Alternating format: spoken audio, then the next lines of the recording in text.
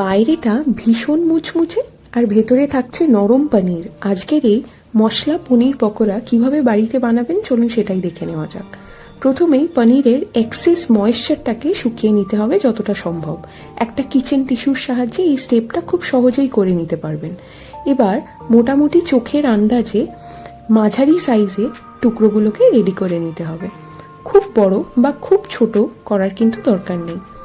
পনিরের টুকরোগুলো কাটা হয়ে গেলে মশলার মধ্যে কি কি লাগছে দেখুন।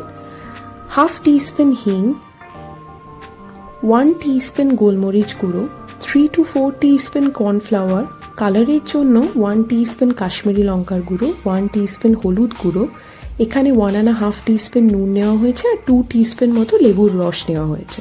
কর্নফ্লেক্স এখানে হাত দিয়ে একটুখানি গুঁড়ো করে নেবেন, গ্রাইন্ডার কিন্তু ব্যবহার করবেন না। এবার একটা থালায় সমস্ত মশলাগুলোকে ঢেলে নিন। তারপর লেবুর রসটা দেওয়ার পর আরেকটু যদি ময়েশ্চার প্রয়োজন পড়ে সেক্ষেত্রে সামান্য একটু তেল অ্যাড করবেন, তাহলে দেখবেন এই পুরো মিশ্রণটা পনিরের গায়ে খুব ভালোভাবে কোট করছে।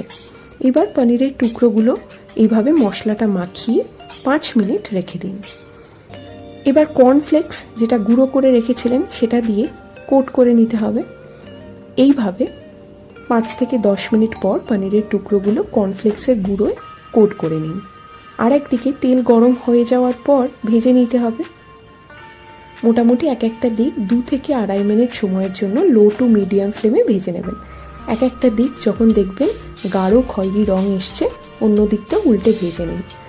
তারপর একটা টিস্যু পেপার নিয়ে বোলেতে তুলে নিন। 1 কাপ চা বা কফির সাথে সন্ধেবেলায় এই সম্পূর্ণ নিরামিষ স্ন্যাক্স আইটেমটা সার্ভ করতে পারেন। জানাতে ভুলবেন না কেমন লাগলো আজকের রেসিপি। সুস্থ থাকবেন, সাবধানে থাকবেন, এনজয়।